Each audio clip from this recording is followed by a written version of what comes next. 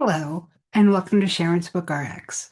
Following is an incredible panel with Ms. Denise Oliver-Velez, former member of the Black Panthers and the Young Lords and a huge part of Black history, Kekla Magoon, an award-winning author of many books, including Revolution in Our Times, about the history of the Black Panthers, and Rita Williams-Garcia, who wrote the One Crazy Summer trilogy, which are middle grade books that take place with girls who come out to Oakland in the 60s with their mother, who is very active in the Black Panthers. All fabulous books, read them all. I want to start this intro with some sad news.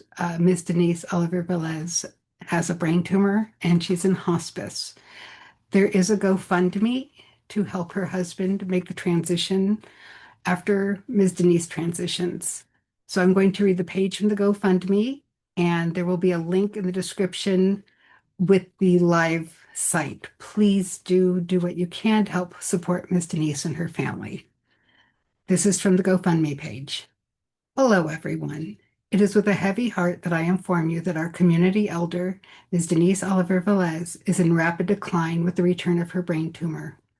We are asking for community support in this time to help us keep her comfortable during her final days, cover funeral costs, and assist her disabled husband with his transition into the next stage of life without his wife.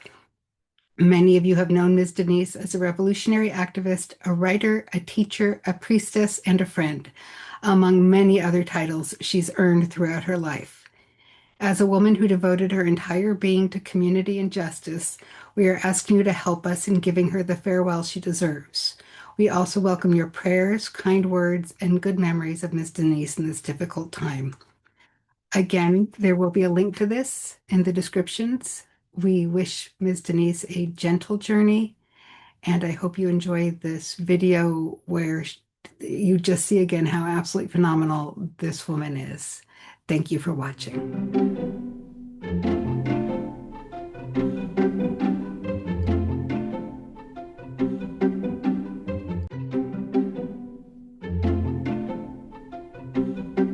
Like there's the image of the Black Panthers, there's the image of America. Real history is interesting history, full with what we have to continuously fight against and fight for. And we're still fighting the same fight. People do not understand the extent to which the government of the United States has moved historically forever and ever, amen, to repress, suppress, erase who we are, what we do, why we do it, and you know what? Ain't no stopping us now. It's such important work, and so it like it has to get passed down, and so I actually have gotten tired of narratives which are just about Black suffering and pain and whatever. And I mean, Yes. and I know all the stories from my own family because I have spent years doing genealogical research. I was raised on some of the folk in my family from slave times. I feel like I know them because, you know, his great aunt Sally did this and so-and-so did that and whatever. So Yes. It was always very real to me. And it wasn't until I started researching the white people that owned us and abused us. And I will tell you one funny story, though. My family always told the story that my great-great-grandmother, who was an herbalist and a midwife, who had killed her first two owners because they were abusive. And so, you know how family tales go around. So I was like, yeah, that's nice. Isn't that wonderful? Right on. But I didn't believe a word of it until I went to do research. And I went down to Loudoun County, and this was before stuff was digitized and online and made it easy. And I dug through records after records, and I found out the death record. Her first two owners died of poison. She She was never caught. Her third owner lived on. And that's that. So I ultimately started talking to some of the people, if you could get them to talk, who were the descendants of people who own my folks. So I started doing some stuff with white folks, not with just, I had all the black stuff down, but it was getting white people to take a look at who they were, Yes. you know, and a lot didn't even want to acknowledge that they gave away people along with the china and the pillows, and then they give Martha and Sarah and Maddie, you know. Yes. It was very, very contentious many times, Mm-hmm. trying to, and it's still that way. I look at all the crap that goes on at Monticello and them still trying to cover up, and in Colonial Williamsburg and the rest of it. And I have all those lynching picnic pictures. Yes. I wish somebody would Yes. do a project identifying every last one of those people that are out there at the picnic, you Yeah. know? Yeah. They're So somebody's ancestors. Come on now. Mhm. Well, some of those little kids in those pictures are still alive today. Yes. Very good. Yes. So I'm really moved that you got inspired at a Panther panel. This was a panel before the film was made, or this was showing the film and talking about it, or what? The panel was showing the film. Okay. And so after they showed the film, then Stanley, myself, and other participants in the film came forward to speak and answer questions, and I was there for the children. Wonderful. I'm going to pause you for a minute so we can say hi to Kekla. Hi, Kekla. Hey, Kekla. Welcome. Hello. I knew I was going to have to say 3 words and then just sit back and like be educated. So we were talking, well, they were talking and I was listening. Could you go to the beginning of that again and just say what inspired you to write A Sitting in St. James? Because Ms. Denise said she loved this book so much. And why, Ms. Denise, did you love A Sitting in St. James so much? For multiple reasons, but I had a personal connection to it because as a child, I was transported from New York and dumped in the middle of Creole country in Louisiana. And so that struck me. And it also, what struck me was her perspective. It was not really about her Black family history at all. It was about white folks and all of their contradictions and meannesses and normalcy, because it, you know, messing over Black people was just normal. Yeah. And she presents, but it's a complex society because of the nature of what Creolism developed into being in Louisiana, and different in some ways, much closer to, if you take a look at the Caribbean today, which is another one of my areas of study. So what is most like the Caribbean is actually Louisiana. So it's important for people to read. Especially it's important for white people to read.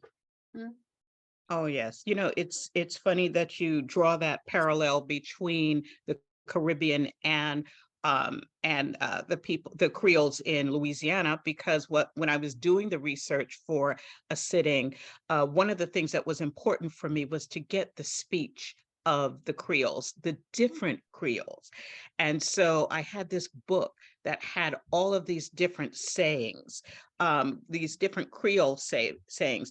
And so that really helped me to tap into what was funny to Creole people, what were the things that they cared about, what were their morals and values, you know, that gave me a sense of them, even if I didn't have them in the forefront.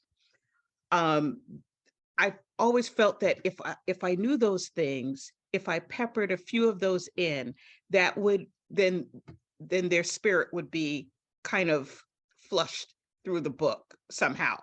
I'm always hoping that people get the spirit of the people who I did not choose to put at the forefront. I wrote A Sitting in St. James because, well, actually, a good deal of it comes from having been in a Black Panther panel on a film by Stanley Clark. Black Panthers, Vanguard of the Revolution was the film. So we did the panel, and a young man, about 12 years old, and he was dressed in, he was Muslim. He was dressed as a young Muslim boy would be dressed. And with tears in his eyes, he had asked, "Why do they hate us?" And this a young woman of Black Panthers, she was sitting next to me, and she poked me in the, I remember she poked me in the ribs, and she says, "Okay, you're here for the children. You're on. Go." And so the only thing I could really tell him was, when they see us, they don't see a human being. And I said something else, but I just really struggled to go beyond that, because to me that was the essence. But I just felt that I owed him so much more. Why do they hate us? It's like the young people in the 60s and the 70s. They ain't doing nothing, but someone is beating them upside the head. Someone is stopping them and throwing them down on the ground. So there comes the Black Panthers for self-defense. So this book was my answer to this young man, to talk about, this is who they are. This is how they think of us. This is that perspective. The woman, Madame, she's so caught up in the Frenchness of it all, that and worshiping Madame Antoinette, Marie Antoinette, that she doesn't realize that Marie Antoinette was not French. She was Viennese.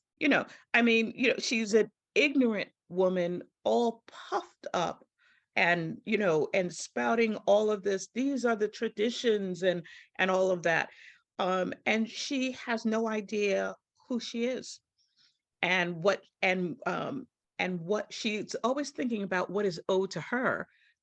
She owes a great deal. So that's what this story is. I try to paint these people in as humanly as terms as I can, so that their descendants can love them and recognize them, and also see, oh, and that too, so that they can see it all.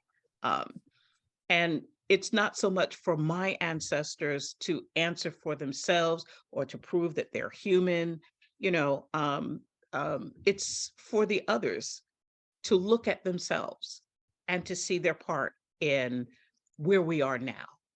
Why people feel that entitled, right?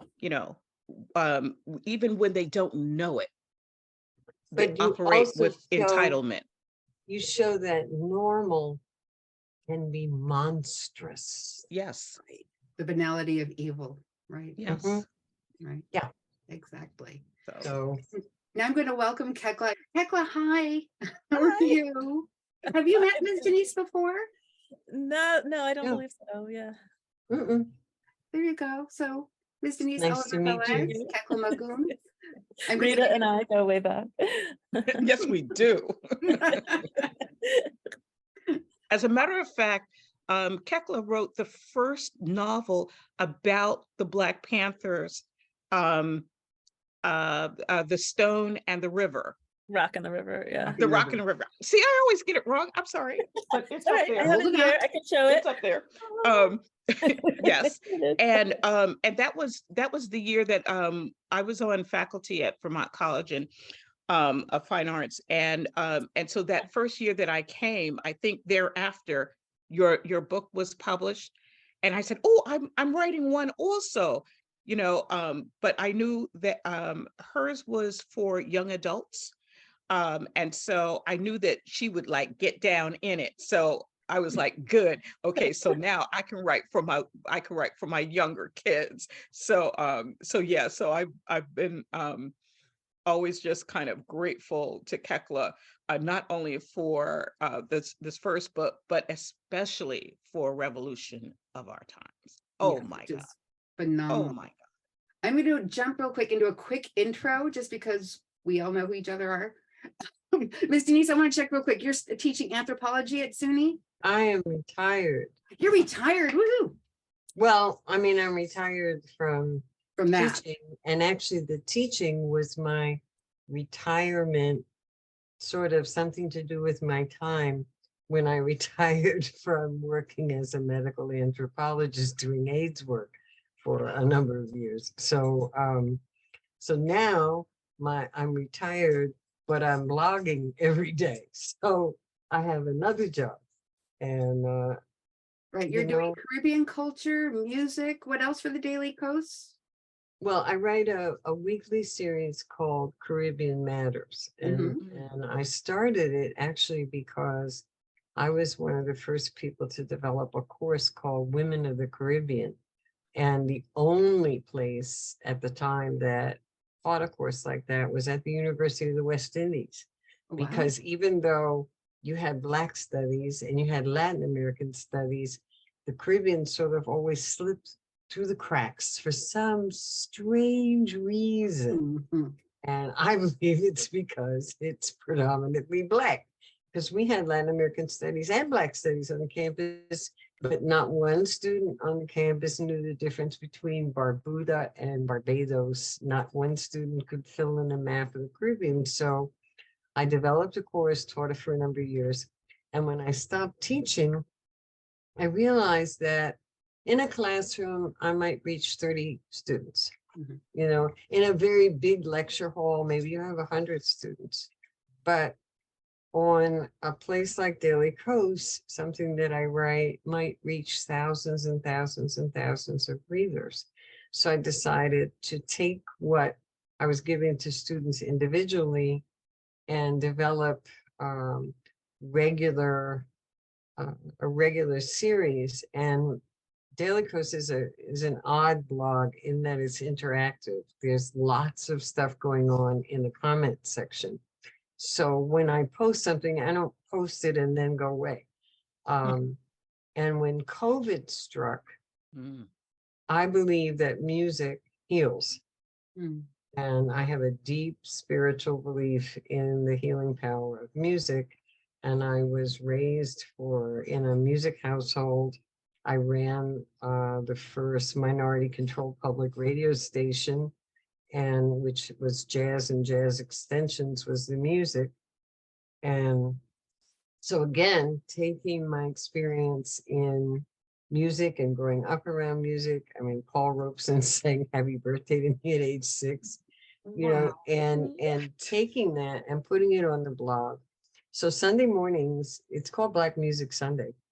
And it encompasses everything that's Black music, all the genres. Post a piece and then get in there, and people come in and talk and, you know, post the songs they like, and we argue and, you know, and had each other's bats. And it really helped a lot of people get through COVID lockdown. And I'm still on COVID lockdown because I'm 75 and don't want to be around people with no masks. So I spent a lot of time in my house or out in the backyard. And my husband is a social worker, but he's a musician, drummer, conguero. He makes shakeres, those things, big beaded gourds. And he helps me a lot when I'm putting together a music piece. He hollers down to me and says, no, play this, you know. So, and then I write other things. I'm also the editor of a twice weekly series at one of the editors at Daily Coast, which is called Black Coast. And it's a subsection of Daily Coast. And we're probably one of the few places that collects news and information about things that are going on in Africa, things that are going on in the Caribbean, and with the Black community here. And it's through a Black lens. The greater blog is predominantly white, like most of the other major sites on the internet. Unless there's specifically a Black website. It keeps me in contact with people And I guess it keeps me young, you know. I still feel pretty young at 75. Yeah. Today, I'm sorry, I still am kind of scattered because I had to run over there and talk about us losing Tina Turner today. So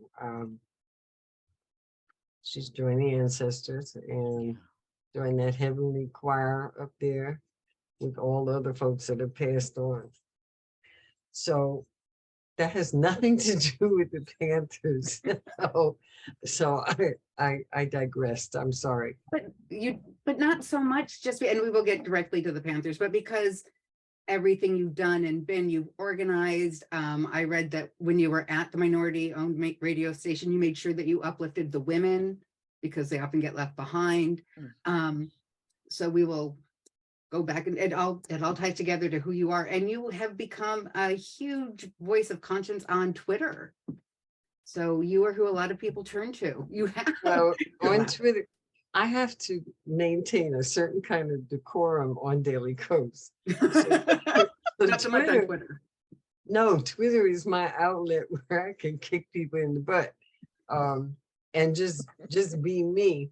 I'm not very good at being very sort of academic and, you know, epistemological, nomothetic, you know, paradigm shifty at all. And my students used to freak out because I talk to them just like I'm talking to you right now. All right. But I'm a little more formal on Daily Kos. On Twitter, I can just let it roll. They haven't even put me in Twitter jail. Wow. Don't Really, don't let them know. stuff that comes out of my mouth.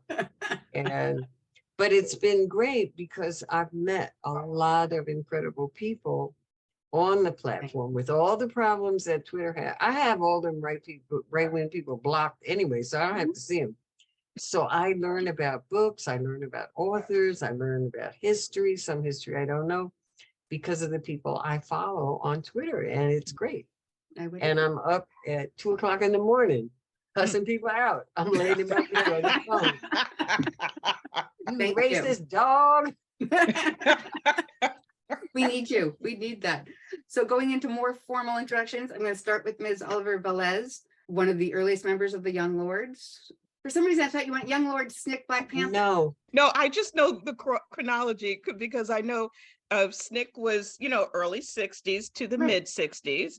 And then the death of the assassination of Malcolm X changed everything, you know, and then the Black Panthers, like Fred Hampton, whose son I had the pleasure of meeting. Wow. He was a big force in kind of bringing all of the people, all oppressed people, kind of, you know, helping them organize, inspiring them to organize, thus his Rainbow Coalition. And they were in Chicago. And then out of them, I believe the Young Lords.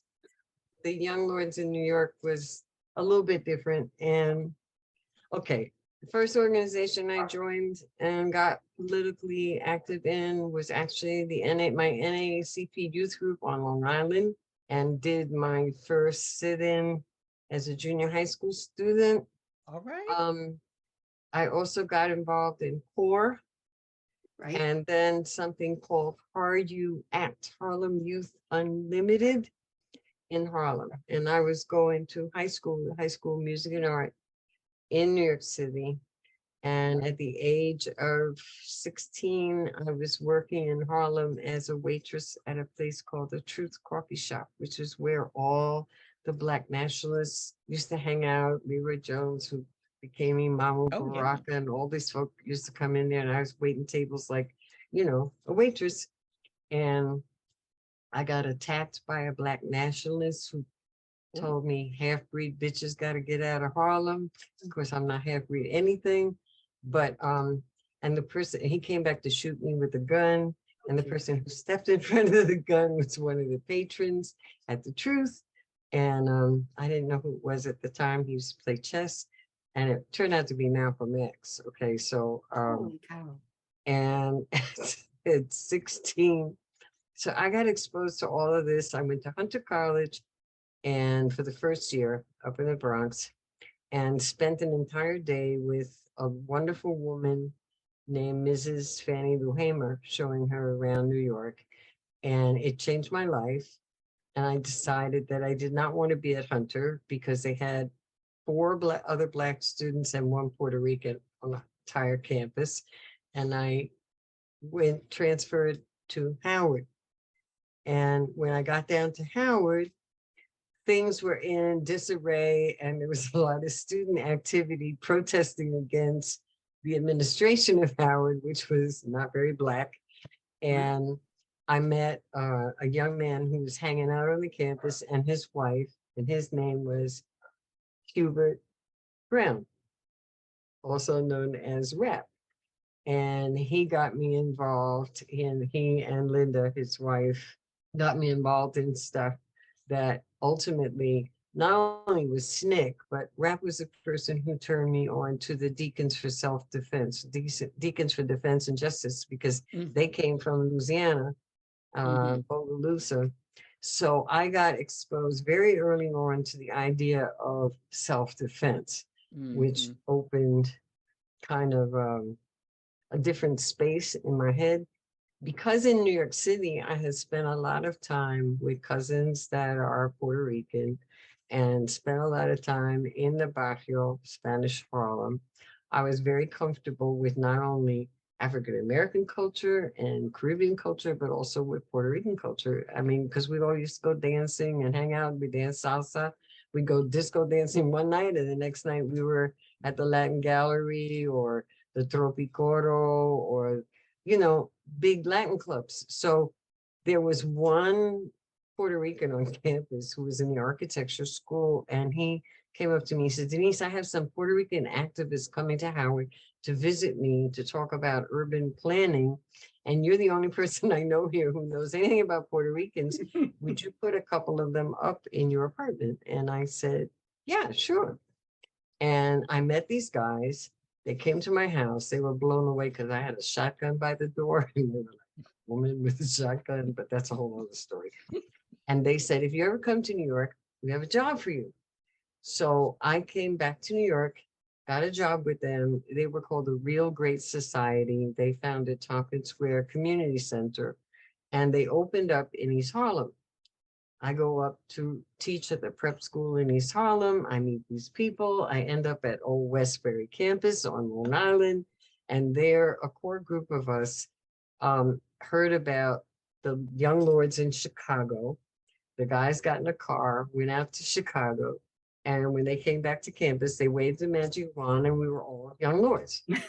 So okay, that's how. I didn't join the Young Lords. It was just sort of a fait accompli, you know. And you had a choice. You could either stay on campus and be a supporter, or if you're going to be a Lord, you had to quit school. And I quit school. Again, this was like the fourth school I had quit. My mother was tearing her hair out, you know, but the revolution's more important. And the Lords in New York formed very deep ties with the Black Panther Party in New York. A lot of the activities we did together. So breakfast programs, clothing drives, health programs, Lincoln Detox up, you know, the acupuncture and whatever that came later. Matulu Shakur. Yeah, and not just Matulu, there was a whole crew, you know. Sorry, couldn't help it. That was my cousin. Yeah. Oh, wow. Lumumba, Zaid. I mean, there was a whole crew of folk. I became very close, like she became my sister.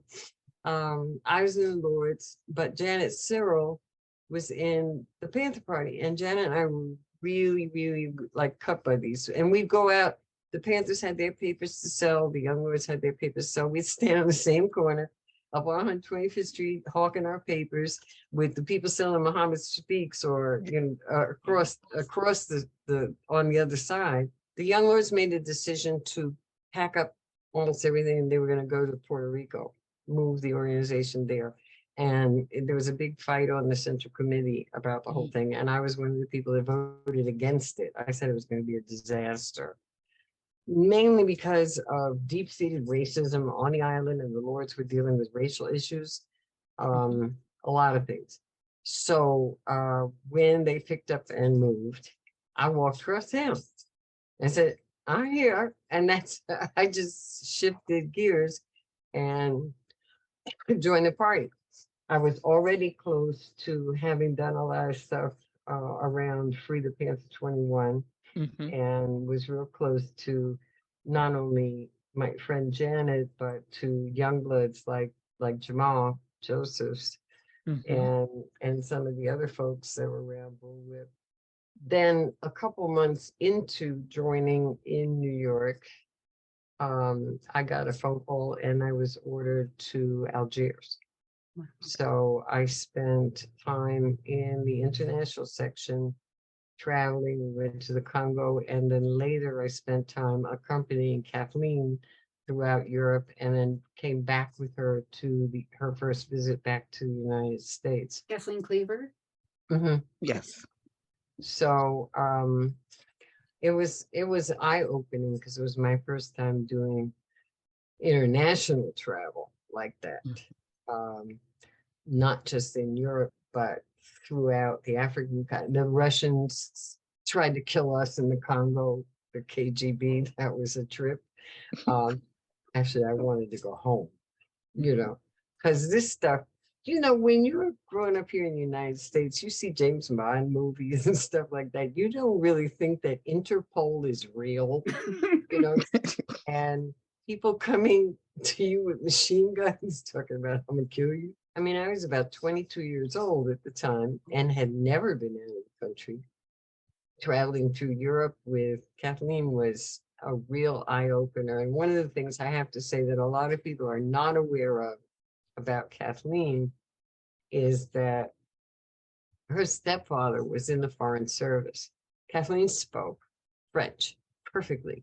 And I found out traveling with her that that was a language you really needed to know if you were traveling throughout Africa, even if you were traveling through France, So we stayed in Richard Wright's home in Paris with his widow. And Kathleen dragged me places. I got to meet Jean Genet. I was in total shock.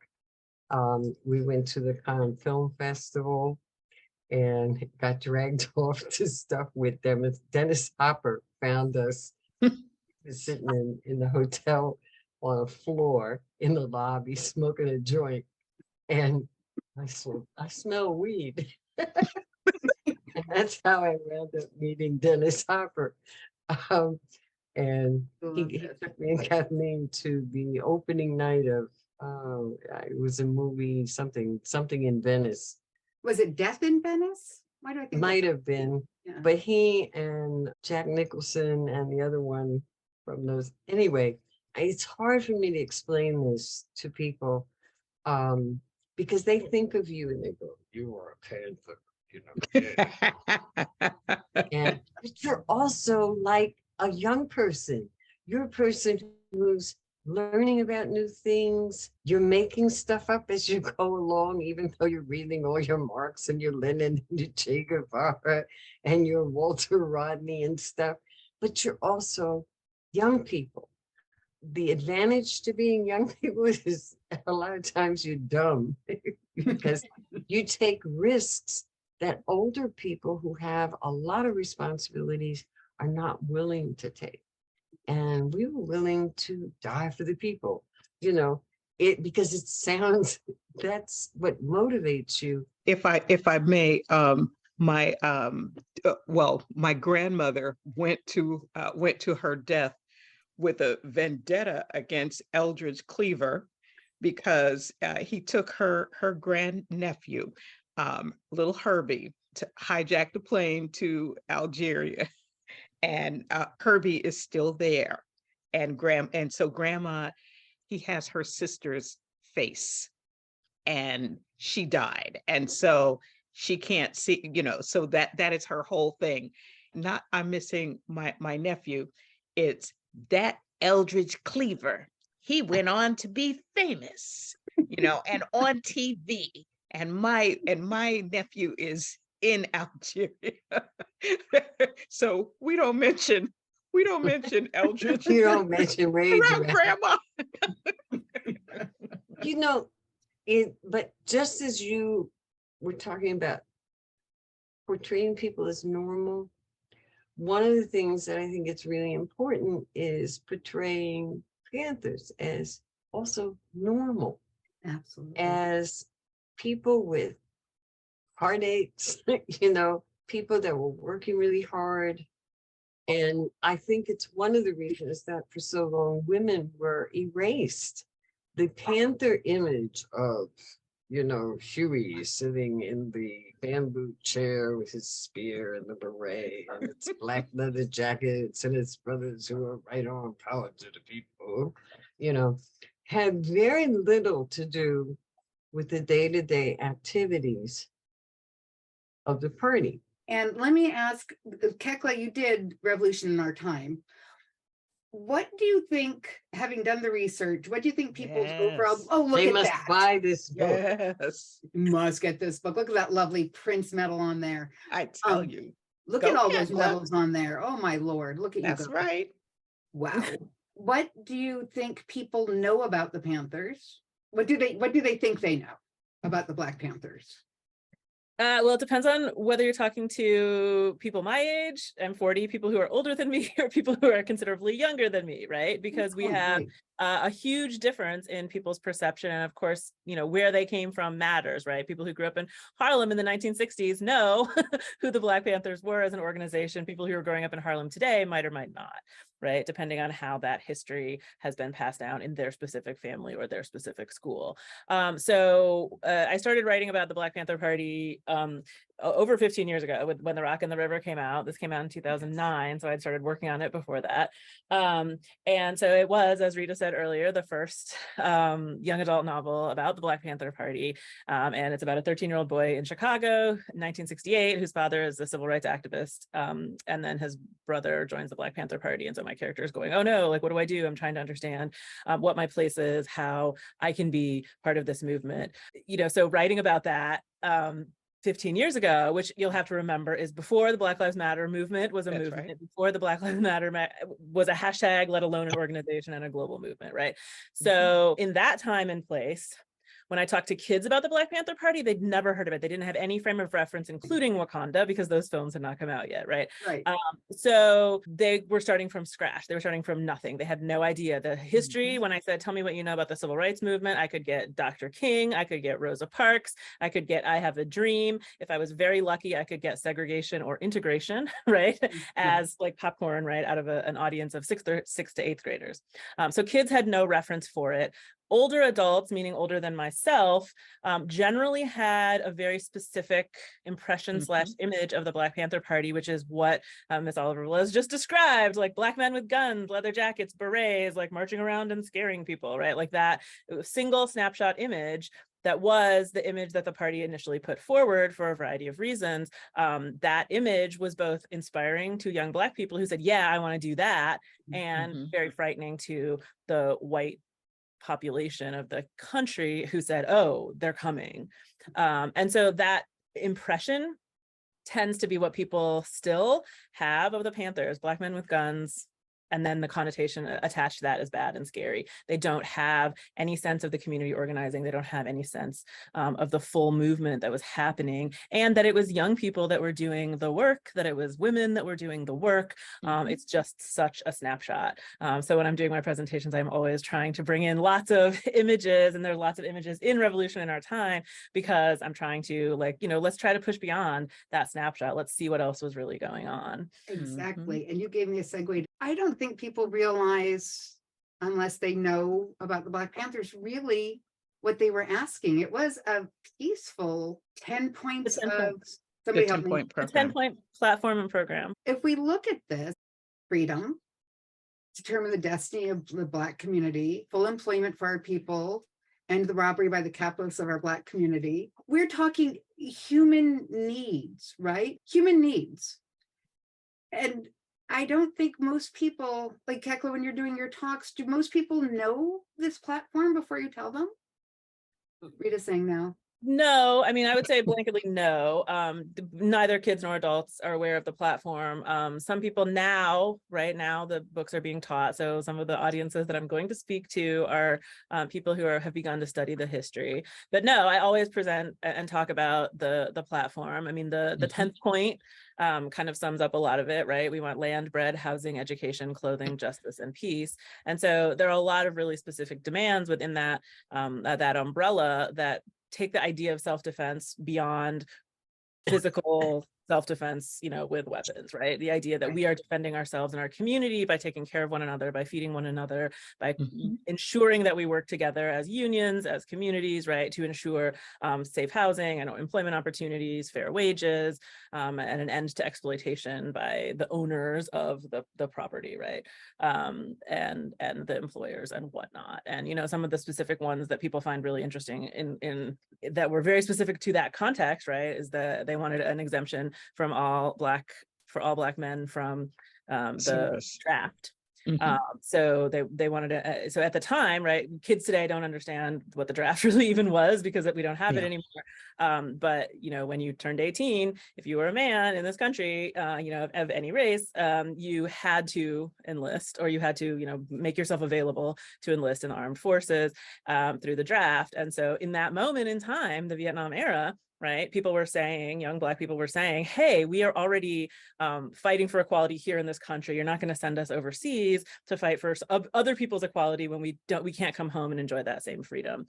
And so that was an extremely radical demand that they were asking for, as well as the release of all Black men, men and women, from prison until they could get a true fair trial by a jury of their peers.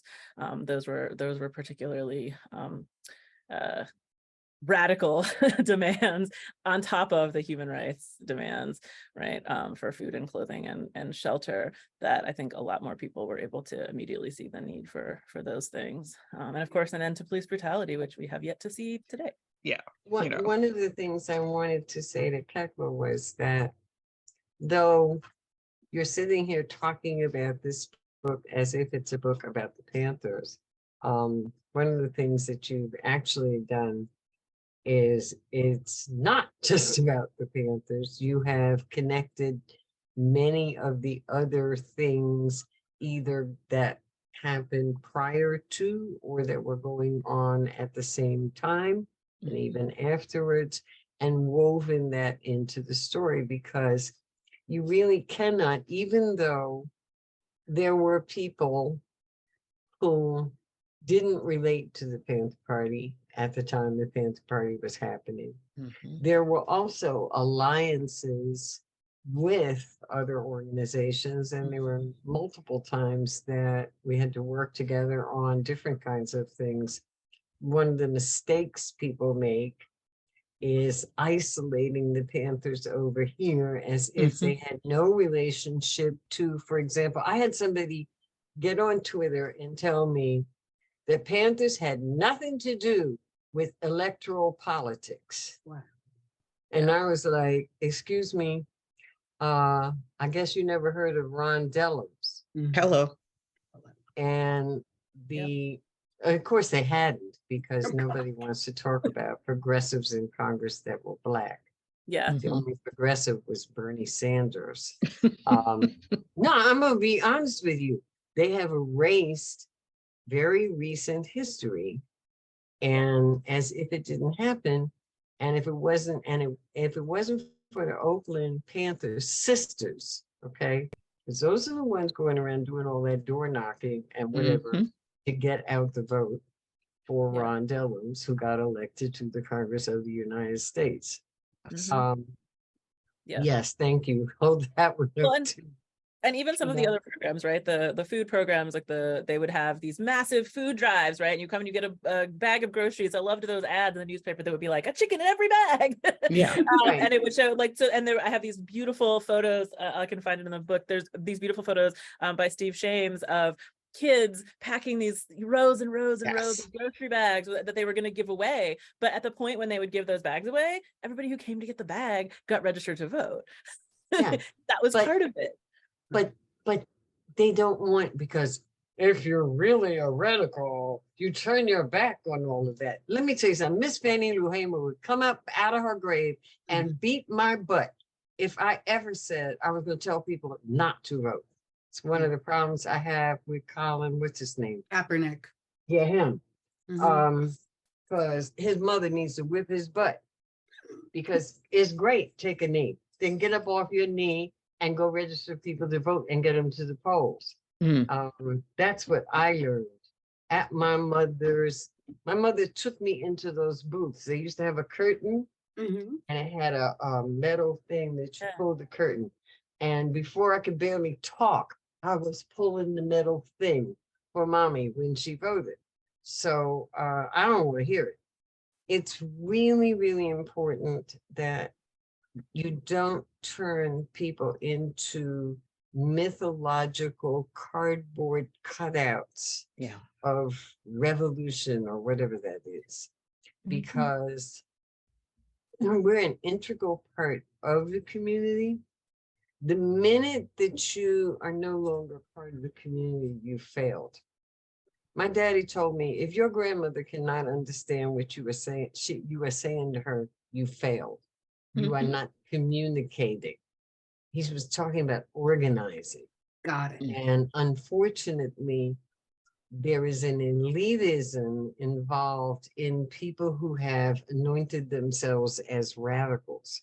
And I think that one of the things that was key about the Panther Party was that this is not only understood what it was like to have to get up in the morning and fix breakfast and do whatever and wipe your child, change your child's diapers and then go talk to Miss Sarah about what's going on, go up on her porch and sit down with her and have a cup of coffee, because it was nothing about, I don't do caffeine, and oh Lord, I'm telling you, people do not understand.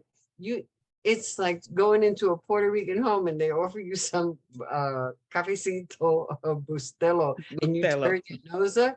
They ain't going to listen to anything you have to say after that. Thank you very much.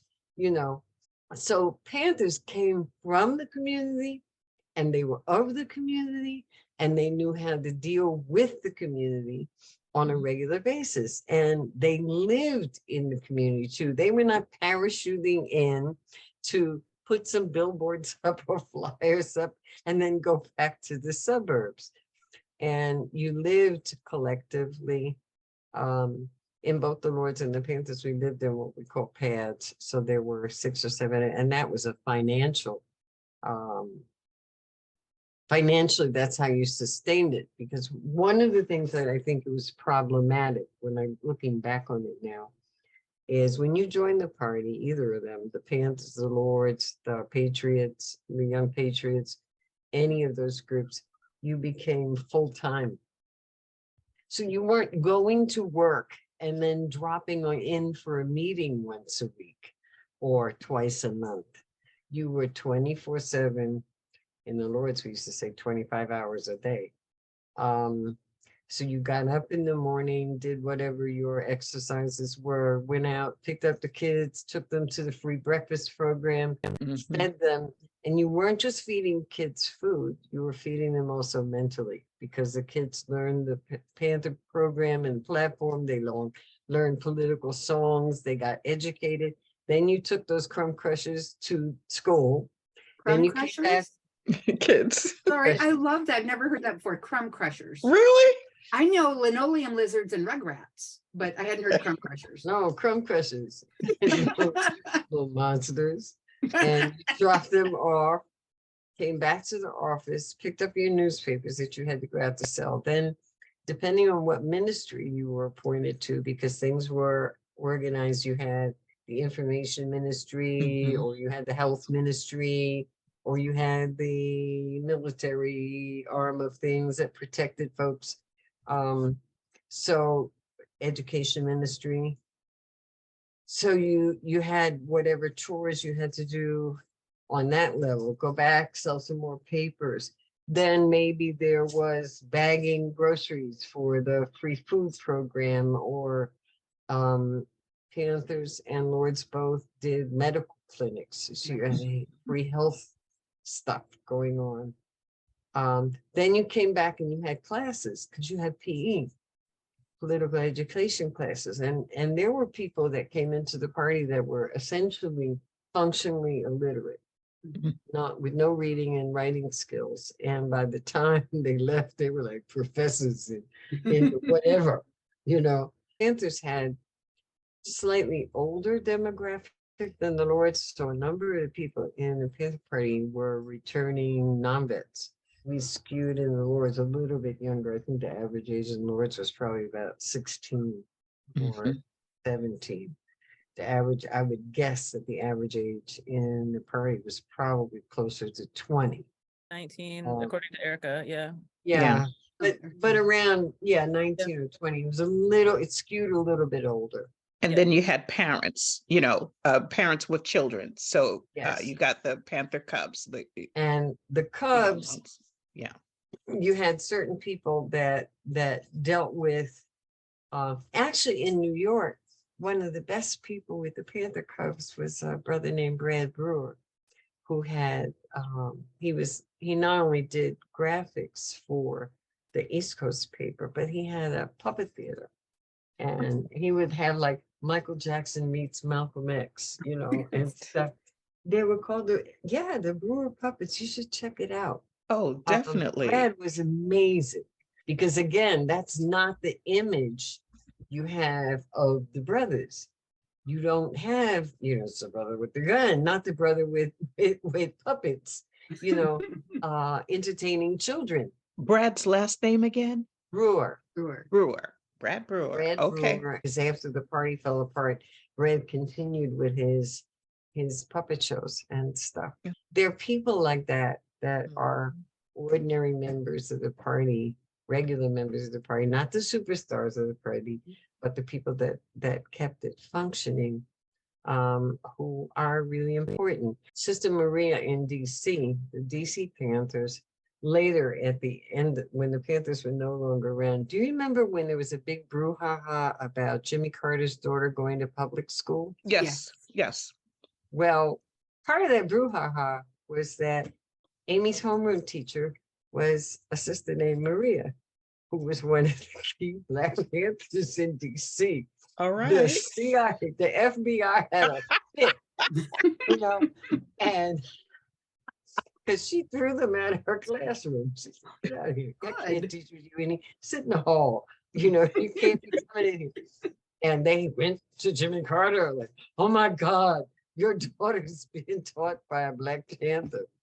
And Jimmy Carter was like, that's nice. You know?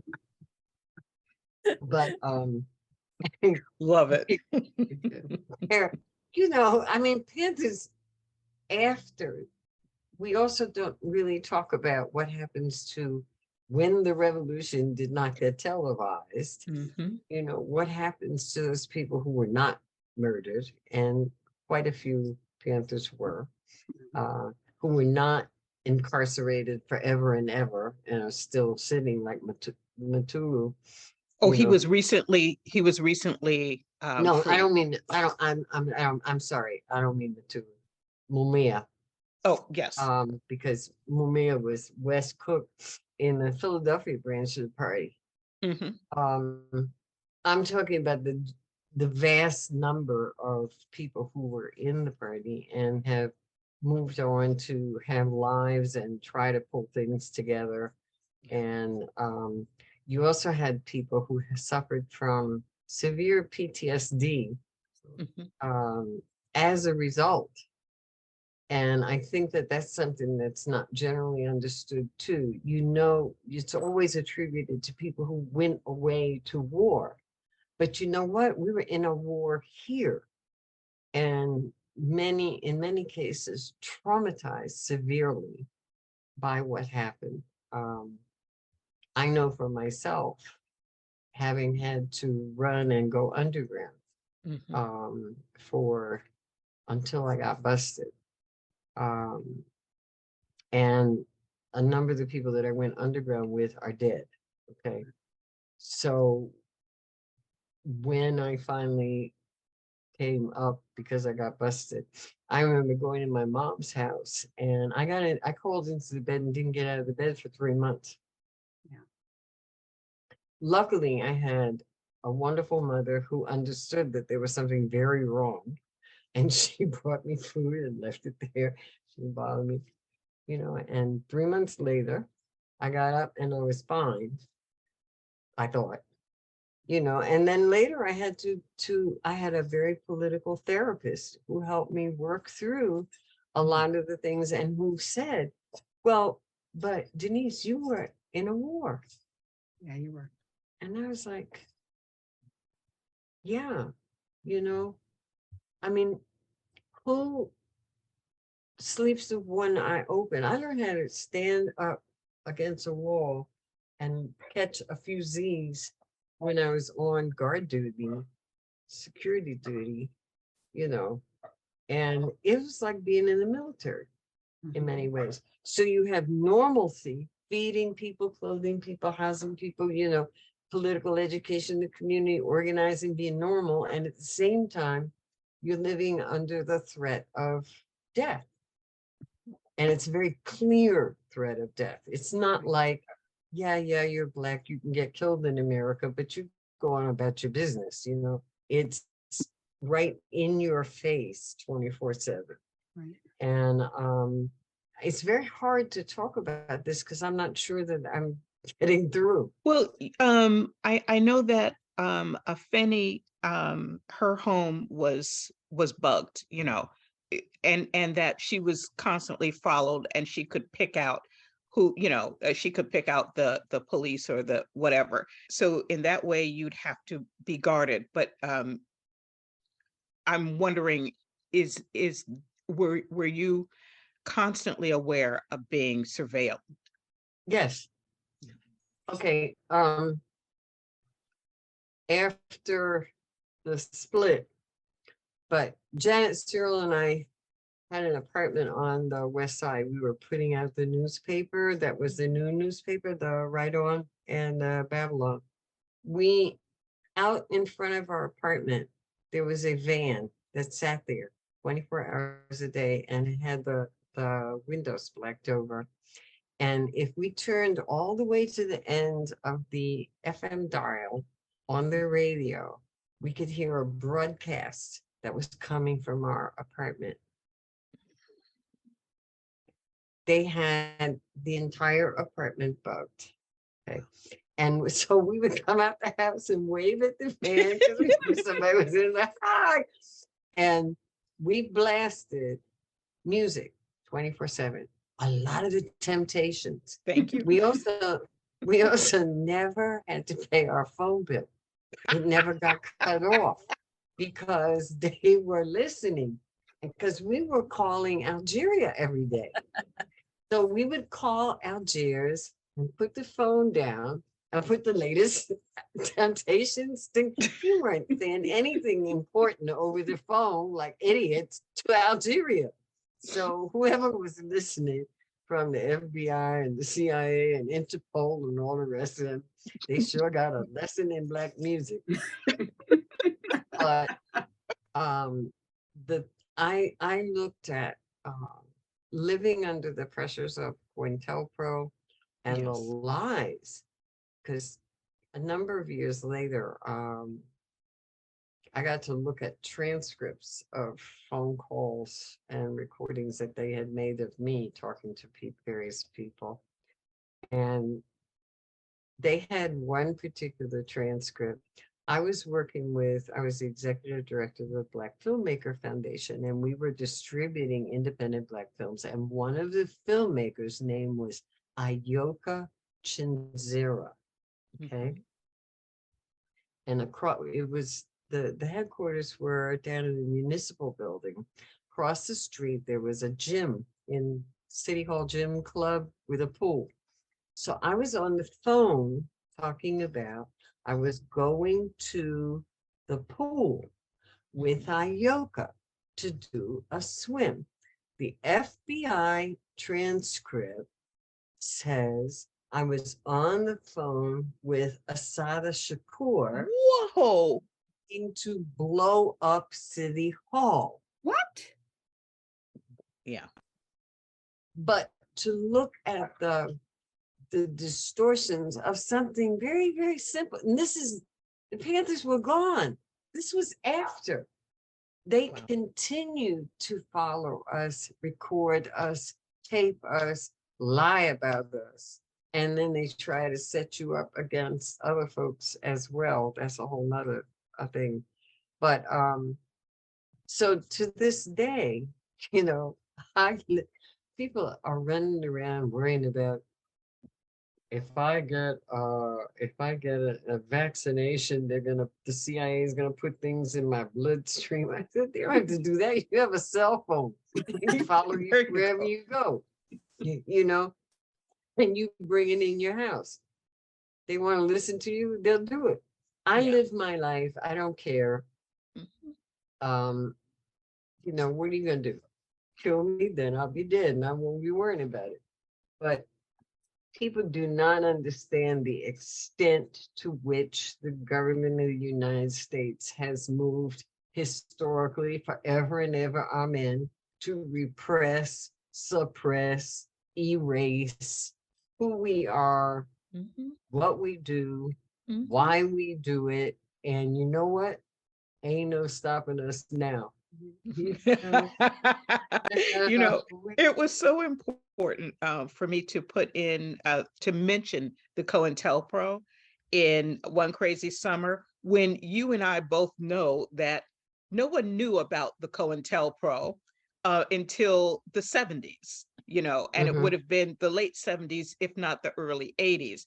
But I wanted to put that in because I knew we were the Google generation.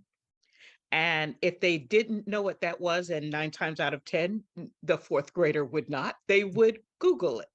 And so while at that time, Panthers might not have been as aware of who was coming in and infiltrating and all of that, it was important to me for a young reader to know that there was a lot of orchestration going on, and it did not have anything to do with the Black Panthers. It was coming from the local and the federal government. And these are all things that you know, as they're older and they're reading Kekla's books, they can get more into that. But it's just so important to plant the seeds so that you know, that you start to question, so that you start to maybe have an idea that, oh, this is, you know, this is how maybe the police are portrayed, but these are some of the things that they have done, you know. So and kids can handle those kids can handle those complexities. They can handle it. Kids can handle a lot more than people think kids can handle. It's one of the things that I found interesting about when I was growing up, there was nothing called YA, youth books, you know. So the kids' stories that I grew up on, my mother read me the Just Be Simple stories from Langston Oh Hughes. yeah. I mean, most of that stuff was way over my head, but I thought he was wonderful. And I didn't, because there weren't a whole lot of children's books for Black kids, or there weren't any, to be very honest. There wasn't much when I was, say, from 8 to 12. And so by the time I was 12, I was reading A Soul on Ice There you and, go. and, you know, Love Story, you know, I was reading adult novels and stuff, but Right. there were not books about Black children. There was this one book, Mary Ellis Student Nurse. How I said the black bird to the crow, why do the white folks hate us so? Anyway, I checked that book out like every other day, and I would read it, take it back, wait another day, check it out again. Why? Because I was afraid that they would take the book away because nobody was going to read it. And I hated that book, but it was the only thing I knew to do to keep this Black book there. And then the librarian finally saw me, and she was, um, do you like this book? And so she got me these two books about a little African girl, the daughter of a Zulu chief, written by a white woman, but a daughter of a Zulu chief who wanted to go on the hunt with the men. Now I could get behind that because I wanted to be a running back on my father's football team, but he would not let me suit up and go out there. Anyway, this would have been 1968, 68, 69. And there was very little, just so little. And so now just to know that Kekla's book is out there, and so much more, that we can get at a lot of these truths, because kids can absorb it. They ask great questions. They can be critical. They don't just take everything in at face value. They can be critical. You can see their minds at work. And so when I think about these scared folks banning everything that they can put their hands on, the first thing that they want to ban is anything related to that tells the truth about history, which means that it's not going to be complimentary. It's not going to hold up that story, just like there's the image of the Black Panthers, there's the image of America. Real history is interesting history, and it is full with what we have to continuously fight against and fight for. And we're still fighting the same fight. There's a reason why there was a Ministry of Information within the Black Panthers. There's a reason why a lot of the women developed a lot of the schools, the liberation schools, the Oakland community schools, and so forth. There's a reason why a lot of the emphasis was put on young children, and not just feeding their bodies, but feeding their minds only, not indoctrinating them, but getting them ready so that they could ask the hard questions, so that they could hold people to the fire, even if it's us, that at that point we applaud because they got it. I wanted to ask Kekla a question. What made you decide to put some of the, what I call connective tissue threads in the book? I have to admit, I was really surprised when I opened it up and saw things like Black Wall Street, the Green Book, and whatever. That's why I was saying, I think people should understand it isn't just a book about the Panthers. But that was a decision that you had to have thought about.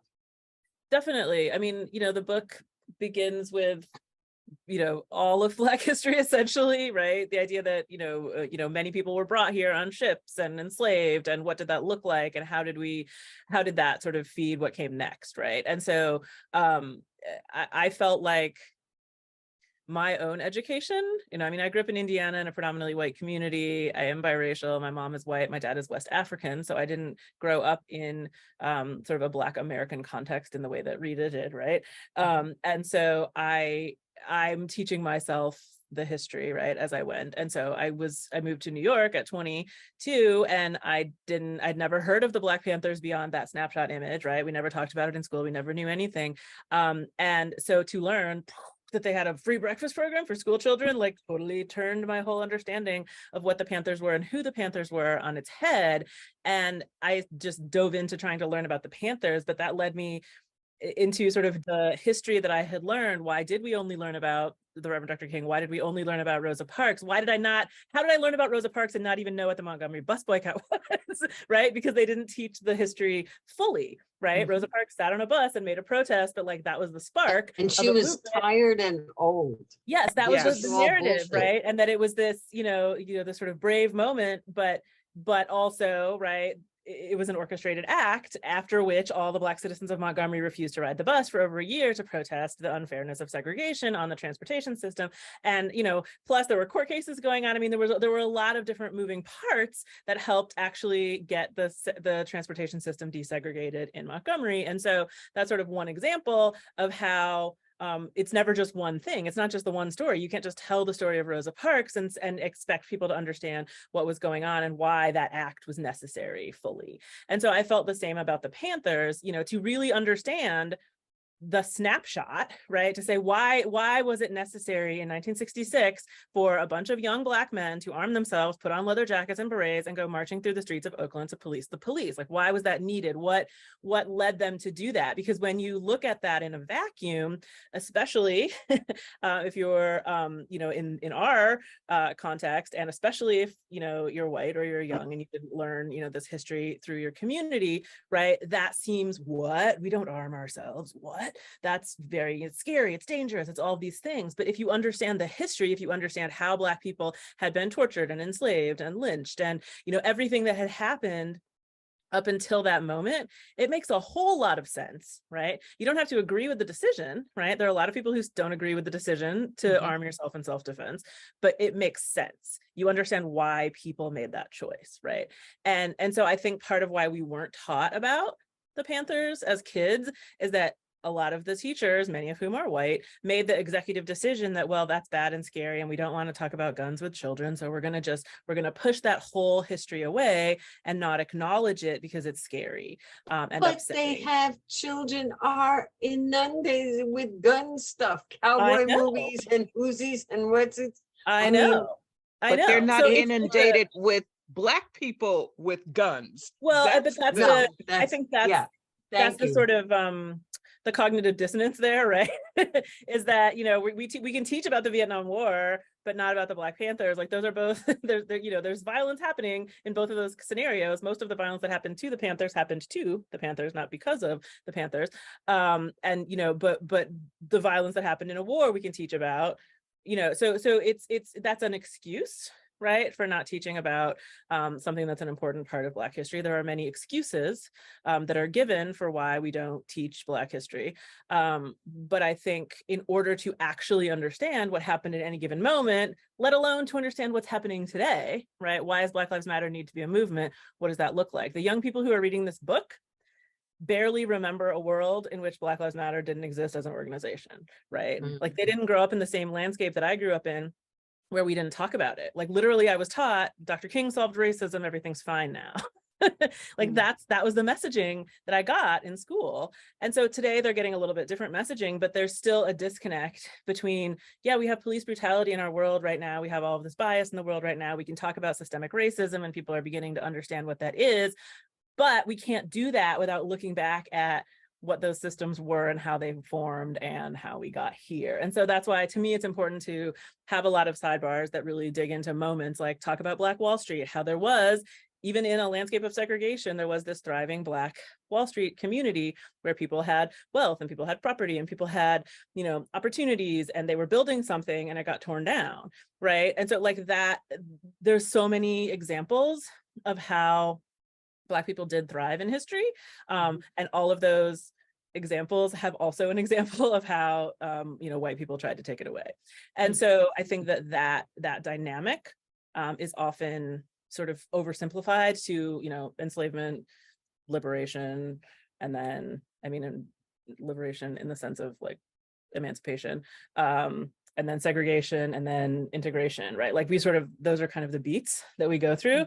But there's so much to drill down to, like, within that we don't get exposed to, because we just hit it with a broad brush. I was talking to one of my godkids who is white, and he said to me, you know, it's amazing. I had no clue about the Tulsa massacre. No, it was never brought up in school until I saw this HBO series called Watchmen. Watchmen, right? Yeah. And I said, what? And he showed me that it was, you know, I'm sorry, I hadn't seen the series, but the complete and total erasure. And he said, and it really makes me mad that that's the only way that I learned this, but it was never, ever brought up in school. And that's where he's from. Wow. Okay. Wow. That's the state he's from. There's a woman archaeologist. She's like 1% of archaeologists are Black women, and she is running the Tulsa dig. Right. Okay. I have to look up her name, but it's a woman who's running the dig. Right. Yes. And believe me, there are very few women who run digs, because I wanted to be an archaeologist when I grew up as a very little kid. And they told me, forget about it. There aren't any women, and there's certainly no Black women. So whatever. So I had to switch and do art history. I think that it's really, really important that we emphasize erasure. For example, nowadays, Republicans are funded by, support the NRA, right? And they don't want gun legislation. So I always bring up the Panther Party, because I always say, oh, really? Well, don't you know that Ronnie Reagan, in California, couldn't wait to sign shut down guns legislation because there were Black folks with guns. And I talked to them about, what is it, the Mumford Act and all that kind of, the Mulford Act. And people say, what are you talking about? I said, go look it up. You have Google, Black people with guns, California gun control. Yeah. And it's like, but those were Republicans. I said, yeah, because they say one thing out their mouth, they talk out the side of their neck if it has to do with Black folks. Unfortunately, the burden's on us to constantly say to people, know your history, know your history. I tell people, there's a brother, who I've never met. He's on Twitter. Jazz the Professor is his Twitter handle. And he posts a whole thread of history every single day. So it's not like the information is not there. And there are other websites where you can get this kind of stuff. It's people have to be pushed to, I'm sorry, you ignorant. Oh, and you can stop being ignorant if you all got cell phones and you got access to the internet and doing whatever. You can Google shit and find answers. And I hope that I will say this to both of you, authoresses. Could y'all get your stuff on Kindle too, please? Yes, we're on Kindle. Yep. No, because some of the things I look for on Kindle and I couldn't get them on Kindle. Let me look into that. As far as I know, I mean, they're available for purchase on Kindle. They might not be on Kindle Unlimited. But Libby will have them for free, correct? From your library? Yeah, if the library carries it, there should be options. But yeah, I pretty much, I think all of my books should be available for digital purchase. Yeah. Okay. And if you have e-readers and not an Amazon Kindle reader and not a device, you can get Kobo, K-O-B-O, which is ebooks via your independent bookstores. The reason I brought that up is vision issues. Yes. And I need to make the print big. And I want to say, Kekla, too, sorry, I'm going back to your book. One of the things I loved in your book that I really learned was that the Panthers were very careful not to break the law.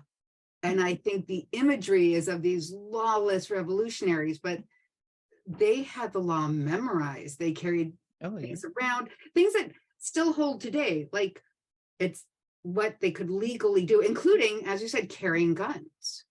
They were very cautious.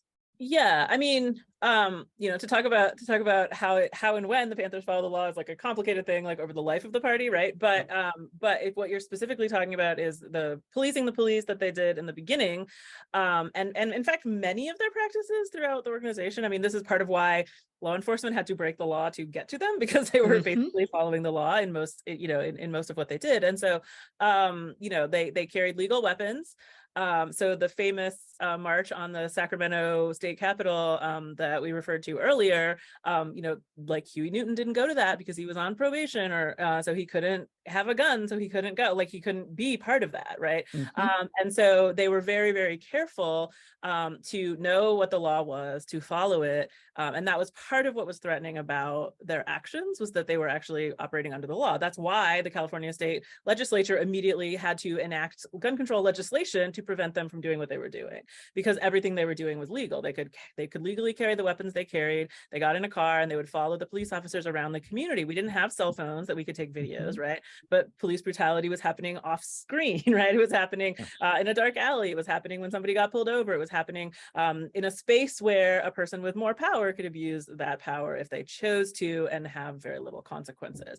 And so to have people witnessing what was happening was important, but they themselves could be subject to arrest if they weren't following the law. And so when they policed the police in Oakland, they would carry the California state law book around with them, and open it up and say, okay, like, yes, it's legal for us to stand here with our guns. Here's where it says our guns are legal. Here's where it says we have to stand 15 feet away. Here's where it says that police citizens can observe the police doing their work. Here's where it says blah blah blah blah blah.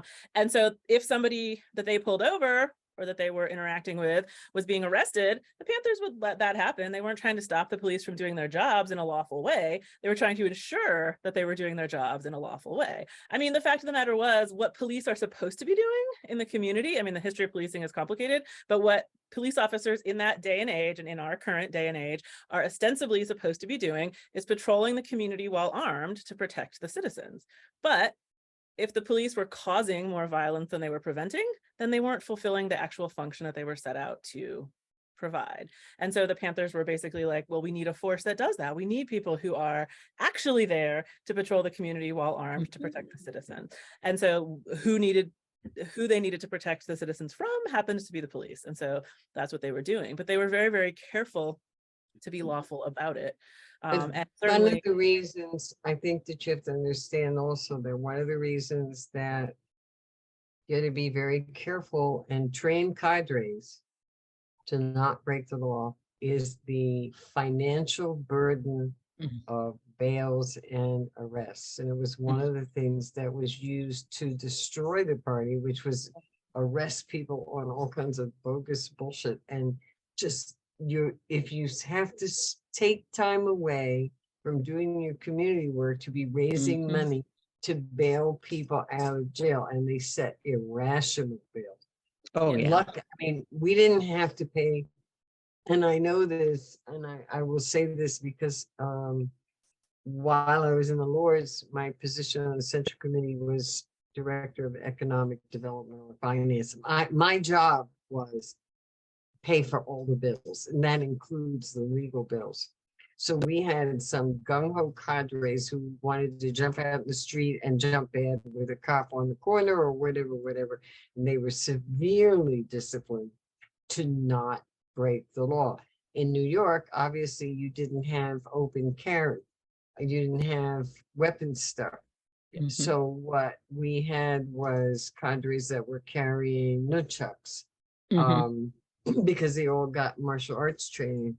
Then there was a law passed that it became illegal to carry the nunchucks. You can't imagine the pressure of constantly having to raise this bail money. And the police knew it. The feds knew it.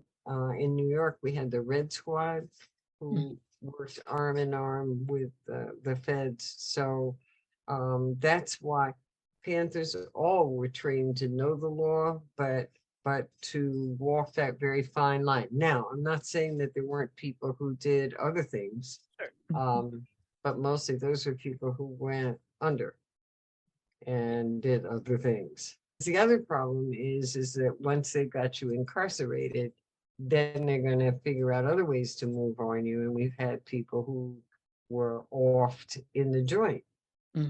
Not just out on the street. So that's very real. And I'm glad that you brought up that with the law books out on the West Coast. I always thought that was beautiful. but you couldn't apply. That was also problematic because you had people in other cities and in other areas and in other states who did not have the same leeway. And you had particularly young brothers who were like, yeah, well, them brothers out there on the West Coast, they're packing. So we're going to pack too. Yeah, and wind up raiding the joint. It's really having to adapt to local conditions and understand those conditions. And sometimes that didn't happen. And I want to say to you, thank you also for including in your book some of the negatives as well. You did not do a whitewashed version of the decline and fall of the party. That's critical too. People keep telling me, when you gonna write your autobiography? I said, not until everybody that I want to talk about is dead. I'll wait until I'm 90, because I ain't gonna tell now. And but that was one of the things that hit me right away, because I've seen quite a few things about the party that leave a whole lot of stuff out. To me, that's part of what makes it really interesting, is that when we do look at what's real about it. And yeah, there's things that are difficult to talk about, certainly to talk about with kids, and there's things that are not ideal, right?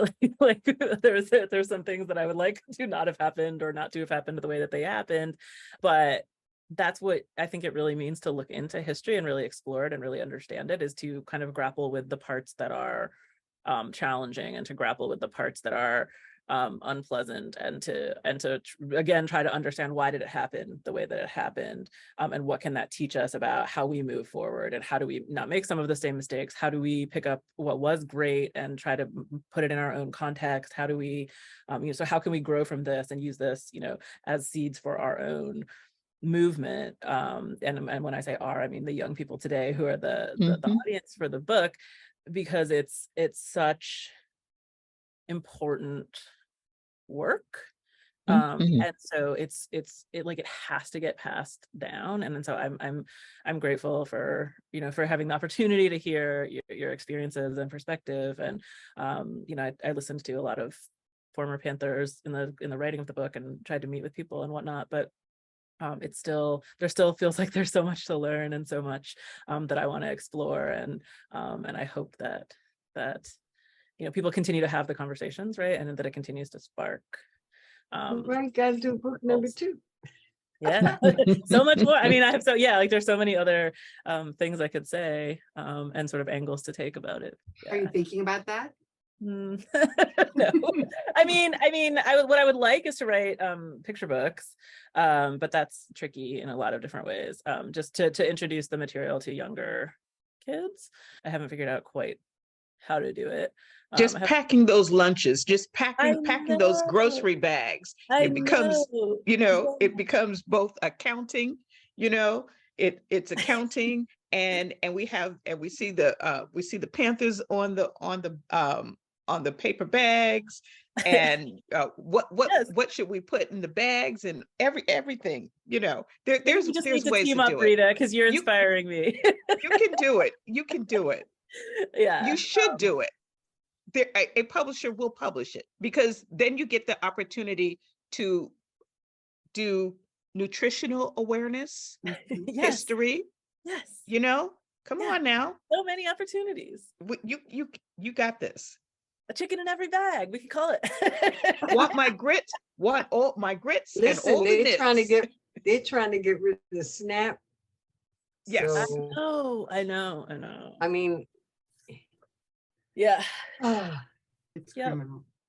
There's definitely picture books. Oh, go ahead. With Rita. a picture of a child having their dinner, and you can see that, it's a happy home because there's warm food there, those things really speak to the heart of other children. Other children have empathy. When they understand that not every child goes to bed with food, they can get behind that. And so, just seeing, the black cat is feeding all of the children, you know. You Yeah, can do the black this. You got this. You do have I'm looking forward to you two co-authoring a book. And then when Miss Denise is ready, maybe all three of you. She's like, no. But you know I what told Or she though? has to die. I ain't telling nothing till if I live to be 90, then I'll write a book. If I don't, bed. There's so many opportunities. There's opportunities for just a kind of a collection of short collection for readers. I'm forgetting the term, but challenged readers. You know, people who are learning, With like who are learning differences. they're intelligent. They're old enough, but maybe the reading isn't there. But Yeah. to have like a small book on Angela Davis, a small book on Right. Fannie Mhm. Lou Hamer, a small book on Afeni Shakur, or Yeah. Asada Shakur, or whoever, you know, to have Yep. all these small little books. Well, Kekla And just so did one on Rosa Parks under the Mhm. She Persisted title. Mine was Didn't you- Ruby Bridges. Ruby Bridges. I knew that. Yeah. Yep. I just taught it, and that's what I meant. Ruby Bridges, right? Yep. Yeah. So you know, I mean, I think that one's here. Oh, it is. it's here. a thought. It can, There it is. it's a collection. These are the She Persisted, the Chelsea Clinton series. So I did a couple Oh, of thank Claudette you. Colvin. Oh yeah, yeah, I did that one, Lisa the Klein, I yeah. did Florence Griffith Joyner. She's around here somewhere. Oh, I have yours. I could go get it off my shelf. Love how we all have each other's books, or I have No, your books. it's all the way over there, Hello, though. Joe. Oh, And- Joe, there she is. Excellent. Folks, Thank you. Ms. Denise, I'll Sisters. see you on the Twitter. Thank you so much. Thank you. You Hey, all are thank you fabulous. so Oh my much. God. goodbye. Bye.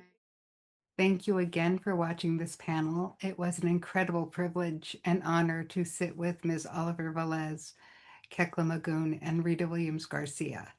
Again, the link for the GoFundMe page for Ms. Oliver-Velez will be under the descriptions on the YouTube page. There will also be links to some of the resources that we talked about in our discussion.